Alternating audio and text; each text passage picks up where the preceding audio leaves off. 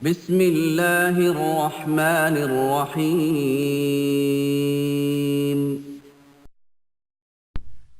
بسم اللہ الرحمن الرحیم۔ السلام علیکم ورحمۃ اللہ وبرکاتہ۔ ویورز، آپ کو عظمت وظیفہ میں خوش آمدید کہتے ہیں۔ اہلا و سہلا و مرحبا۔ اللہ تعالیٰ سے دعا کرتے ہیں کہ آپ خیریت سے ہوں گے اور ہنسی خوشی کے ساتھ اپنے اہل خانہ میں زندگی بسر کر رہے ہوں گے، اور اللہ تعالیٰ سے یہ دعا بھی کرتے ہیں کہ جہاں رہیں آپ خوش رہیں اور خوشیاں بانٹتے رہیں، اور اللہ تعالیٰ آپ کو ہر قسم کا آفات و بلیات سے محفوظ رکھے، نظر بد کی نظر سے محفوظ رکھے۔ آج جمعرات ہے اور کل جمعے کا دن ہے، تو اس لیے جمعے کے حوالے سے آج آپ کو بتائیں گے کہ جمعے میں کون سا ایسا عمل کیا جائے جس کی وجہ سے پورے ہفتہ برکتیں نازل ہوں۔ یعنی جمعے کے دن ایسا کون سا عمل، ایسا وظیفہ کیا جائے جس کی وجہ سے پورا ہفتہ جو ہے نا آپ کا ضمیر بھی روشن رہے اور آپ کا دل بھی روشن رہے، آپ کی روح بھی تر و تازہ رہے اور آپ خوش و خرم رہیں۔ تو اسی طرح سے آپ کو یہ معلوم ہے کہ جمعہ جو بڑی فضیلت والا دن ہوتا ہے، اور جمعہ مومنین کی عید کا دن ہوتا ہے، اور اس لیے پرانے زمانے میں یعنی زمانہ جاہلیت میں اس کو یوم عروبہ کے نام سے جمعے کو پکارا جاتا تھا، یعنی لوگ اس کو یوم عروبہ کہتے تھے۔ تو اس طرح سے یہ جمعے کی جو فضیلت ہے یہ اپنی جگہ پر ہے۔ اللہ تعالیٰ نے پورا قرآن کریم میں ایک سورت نازل فرمائی ہے سورت جمعہ کے نام سے، تو اس میں یہ کہا گیا کہ ایمان والو، جب جمعے کا دن ہو تو تم ایسا کرو کہ سارے کاموں کو چھوڑو۔ اذا نودی للصلاۃ من یوم الجمعۃ فاسعوا الی ذکر اللہ، تو تم ایسا کرو کہ تم سارے کام چھوڑ کر اس کے ذکر کی طرف چل پڑو۔ تو ذالکم خیر لکم ان کنتم تعلمون، اگر تم جانتے ہو تو یہ تمہارے لیے بہتر ہے۔ یعنی کہ جمعے کے دن ہمیں ہر وہ کام ترک کر دینا چاہیے، چاہے وہ کاروبار ہو، چاہے وہ ہماری جاب ہو، یعنی کہ ہر وہ کام کہ جو رکاوٹ بنتا ہو نماز جمعہ میں حاضر ہونے سے پہلے، یعنی حاضر ہونے کے لیے، حاضر ہونے میں رکاوٹ بنتا ہو تو اس کام کو ہمیں چھوڑ کر نماز جمعہ میں شریک ہو جانا چاہیے، کیونکہ نماز جمعہ مسلمانوں کی عید کا دن ہے، اور اس دن میں جو مسلمان ہوتے ہیں وہ نئے کپڑا پہنتے ہیں یا صاف ستھرا کپڑا پہنتے ہیں، خوشبو لگاتے ہیں، غسل کرتے ہیں، یعنی جو ان کو خوشبو میسر ہوتی ہے تو خوشبو وہ لگاتے ہیں، اور اسی طرح سے پھر وہ جمعے کی طرف چل پڑتے ہیں۔ تو اسی طرح سے ایک اور روایت میں آیا ہے کہ جو بندہ جمعے کے دن سب سے پہلے مسجد میں حاضر ہوتا ہے تو اس کے لیے ایک اونٹ قربان کرنے کا ثواب ملتا ہے۔ جو دوسری گھڑی میں یعنی جو اس کے بعد جاتا ہے تو اس کو ایک گائے صدقہ کرنے کا یعنی خیرات کرنے کا ثواب ملتا ہے۔ جو اس کے بعد جاتا ہے تو اس کو دمبا ذبح کرنے کا ثواب ملتا ہے، اور جو اس کے بعد جاتا ہے تو اس کو جو ہے وہ ایک مرغی ذبح کرنے کا ثواب ملتا ہے، گویا کہ اس نے مرغی اللہ تعالیٰ کے راستے میں خیرات کی یا صدقہ کی یا قربان کی، جیسے بھی ہے، یعنی ایک مرغی کا ثواب ملتا ہے۔ اور جو اس کے بعد جاتا ہے آخر میں جاتا ہے تو کہا گیا اس کو ایک انڈے کا ثواب ملتا ہے۔ اور جب کہا گیا جب خطبہ شروع ہو جاتا ہے تو اس وقت یہ ہوتا ہے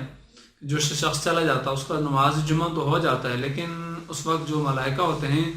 جس کے اوپر وہ اعمال لکھ رہے ہوتے ہیں اس کو بند کر دیتے ہیں، اور وہ جو شخص ہوتا ہے اس کا جمعہ لکھا جاتا ہے لیکن باقی ان چیزوں سے وہ محروم ہوتا ہے۔ تو ویورز، یہ آپ کے اوپر ڈیپینڈ کرتا ہے کہ کیا آپ کا شمار اونٹ ذبح کرنے والوں میں شمار ہے آپ کا، یا پھر آپ کا شمار جو ہے وہ گائے ذبح کرنے والوں میں ہے، یا پھر آپ کا جو شمار ہے وہ بکرا ذبح کرنے کے شمار اس میں آتے ہیں، آپ زمرے میں آتے ہیں، یا پھر آپ مرغی ذبح کرنے والوں کی صف میں شامل ہوں گے، یا پھر انڈا کی صف میں۔ یعنی آپ پہ ڈیپینڈ کرتا ہے کہ آپ کن لوگوں میں آپ کا شمار ہے اور آپ کون سے لوگ ہیں، کہ کیا آپ جمعے میں سب سے پہلے جاتے ہیں۔ اور پھر یہ بھی یاد رکھیے کہ نماز جمعہ کے دن زیادہ جو عمل کرنا چاہیے وہ درود پاک پڑھنی چاہیے، کیوں نبی کریم علیہ السلام نے فرمایا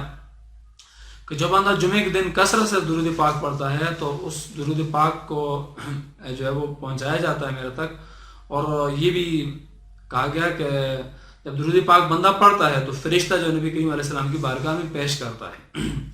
اور اس کا جواب بھی ملتا ہے آگے سے، اور نبی کریم علیہ السلام اس امتی کو بھی پہچانتے ہیں کہ میرا کون سا امتی جو میرے کو درود پاک پڑھ رہا ہے۔ اور یہ بھی بزرگوں سے سنا گیا ہے کہ آقا علیہ السلام اس شخص کو بھی جانتے ہیں جو درود پاک پڑھ رہا ہوتا ہے، اس کو پتہ چل جاتا ہے ان کو کہ یہ کون بندہ ہے، اس کا نام کیا ہے، اس کا خاندان کیا ہے اور اس کے والدین کون سے ہیں۔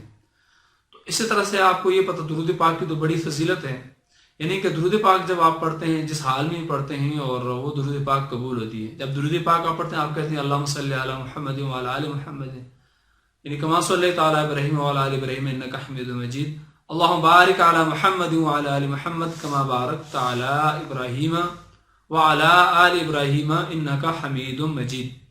تو درود پاک کا آپ مطلب پہ غور کریں گے۔ درود پاک کا مطلب یہ ہے کہ اللہ کہ تو بھیج، یعنی نبی کریم علیہ السلام کے اوپر درود رحمت بھیج۔ اب درود پاک کا عمل قبول کیسے ہوتا ہے؟ یعنی کہ ہم یہ ریکویسٹ کرتے ہیں کہ اللہ تو نبی کریم علیہ السلام کے اوپر رحمت بھیج، یعنی ہم یہ نہیں کہتے اللہ کہ میں بھیجتا ہوں۔ یہ یاد رکھیں کہ جس کام کے اندر یعنی کہ درود پاک قبول ہر ایک کا قبول ہوتا ہے، وہ اس لیے قبول ہوتا ہے کہ درود پاک کے اندر میں نہیں ہوتی،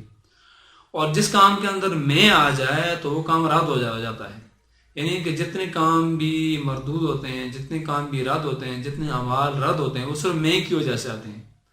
جس کام کے اندر میں آ جاتی ہے تو وہ کام رد ہوتا ہے، جس کام کے اندر میں نہیں ہوتی تو وہ کام جو اللہ تعالیٰ کی بارگاہ میں قبول ہوتا ہے۔ یعنی جو کام آپ چاہے مسجد بنا رہے ہوں، کوئی اور نئے کام کر رہے ہیں، اگر آپ نے اس کے اندر میں کہہ دیا، میں نے یہ کام کر دیا، تو میں کا جو شمار ہو گیا تو پھر میں کی وجہ سے سارے کام اعمال جو برباد ہو جاتے ہیں۔ تو کیونکہ درود پاک کے اندر میں کو اللہ تعالیٰ نے سے جو نکال دیا ہے، جس طرح ہم کہتے ہیں اللہ تو بھیج، تو یقیناً یہ تو بڑا پسندیدہ عمل ہے۔ جب ہم یہ کہتے ہیں کہ اللہ تو بھیج تو یقین اللہ تعالیٰ تو بھیجیں گے، کیونکہ اور اللہ تعالیٰ تو یہی چاہتے ہیں کہ نبی کریم علیہ السلام کے اوپر زیادہ سے زیادہ رحمتیں نازل ہوں، اور جب ہم درود پاک پڑھیں گے تو اس کی برکتیں ہمیں نصیب ہوں گی، اور نبی کریم علیہ السلام کی جو شفاعت ہے ہمیں وہ نصیب ہوگی قیامت کے دن۔ پھر اسی طرح ایک اور عمل بھی یہ بتایا گیا ہے کہ جمعے کے دن جو وہ سورۃ کاف پڑھ لینی چاہیے، یعنی سورۃ کاف اگر جو بندہ ایک جمعے کو پڑھتا ہے تو اگلے جمعے تک اس کے لیے ایک نور پیدا کیا جاتا ہے، یعنی کہ اس کو نیک کام کرنے میں جو ہے وہ آسانی ہوتی ہے، اور وہ بندہ وہ نیک کام کرتا ہے اور اس کے لیے جو ہے نا وہ نیک کام کرنے میں اس کو خوشی محسوس ہوتی ہے، اس کی روح تر و تازہ ہوتی ہے، یعنی اس کی روح ہر وہ کام کرنا پسند کرتی ہے کہ جس کے اندر نیکیاں ہوتی ہیں اور جس میں اللہ تعالیٰ کی رضا ہوتی ہے۔ تو کوشش کیا کریں کہ جمعے کے دن سورۃ الکہف کی تلاوت بھی کر لیا کریں۔ اور اسی طرح سے یہ بھی کہا گیا کہ جو بندہ یعنی اللہ تعالیٰ کا جو ایک صفاتی نام ہے یا بصیر، نماز جمعہ سے پہلے یا نماز جمعہ کے بعد وہ پڑھ لیتا ہے تو یعنی 100 دفعہ پڑھ لیتا ہے، یاد رکھیں اس کو، یعنی یا بصیر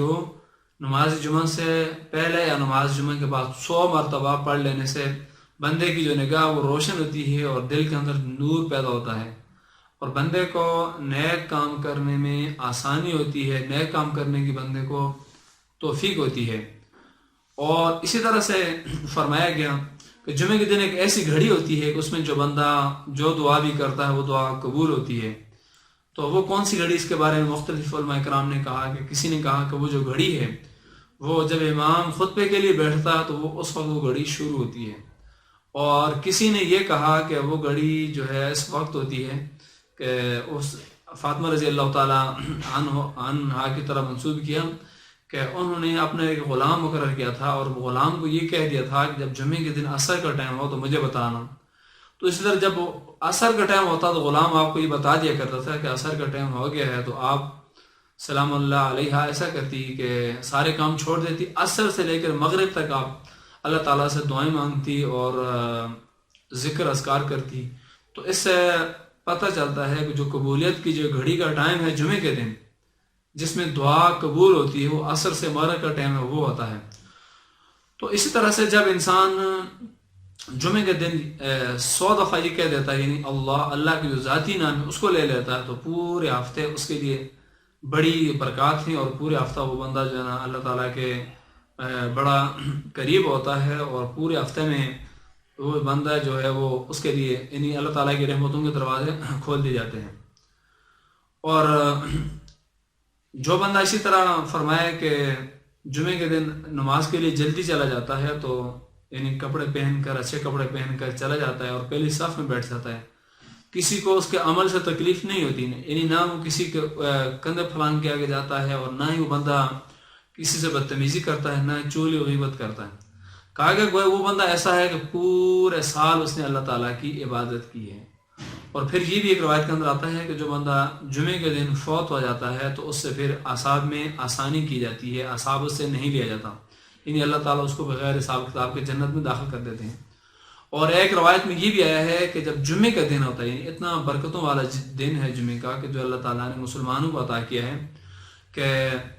موسیٰ علیہ السلام نے کہا کہ یا اللہ یہ جمعے کا جو دن ہے مجھے عطا کیجیے۔ اللہ تعالیٰ نے فرمایا کہ نہیں موسیٰ، یہ جمعے کا جو دن ہے میرے امت محمدیہ کے لیے تیار کر کے رکھا، یعنی اس کے جو برکات ہیں، جو فیوز ہیں اور اس کے جو اعمال ہیں وہ صرف امت محمدیہ کے ان کے نصیب میں آئیں گی۔ تو دیکھیے کہ جمعے کا کتنا بڑا ایک فضیلت ہے اور کتنی بڑی اس کی ایک اللہ تعالیٰ نے ایک اہمیت اور اس کی پوری صورت اس کی شان نازل فرما دی ہے۔ اور پھر اسی طرح تو یہ فرمایا گیا ہے کہ جب جمعے کا دن ہوتا ہے تو ہر چیز یہ کان لگا کر سنتی ہے، یعنی کہ اللہ تعالیٰ کی طرف اس کا دھیان ہوتا ہے کہ کہیں قیامت تو نہیں آ گئی، کیونکہ جمعے کا دن جو قیامت کا، یعنی جب قیامت آئے گی تو جمعے کے دن تھا۔ تو جب اللہ تعالیٰ نے آدم علیہ السلام کو پیدا کیا تب بھی جمعے کا ہی دن تھا۔ تو اسی طرح جمعے کا جو دن اس کی بڑی فضیلت اور بڑی برکتیں ہیں۔ تو ناظرین اگر آپ یہ چاہتے ہیں کہ جمعے کی فضیلت لوگوں کو پتہ چلے، لوگ جمعے کے دن زیادہ سے زیادہ اعمال کریں، تو پھر آپ اس ویڈیو کو ضرور شیئر کیجیے۔ اور آپ نے اگر ابھی تک اس چینل کو سبسکرائب نہیں کیا تو پلیز آپ اس کو سبسکرائب کر دیجیے، ساتھ ہی بیل کے بٹن اس کو بھی پریس کر دیجیے تاکہ ہماری نئی ویڈیو اپلوڈ ہو تو آپ کو اس کا نوٹیفیکیشن مل سکے۔ تو اپنا اور اپنے چاہنے والوں کا اور اپنے آس پاس رہنے والوں کا سب کا خیال رکھنا آپ کے اوپر ضروری ہے۔ اللہ تعالیٰ ہم سب کا حامی و ناصر۔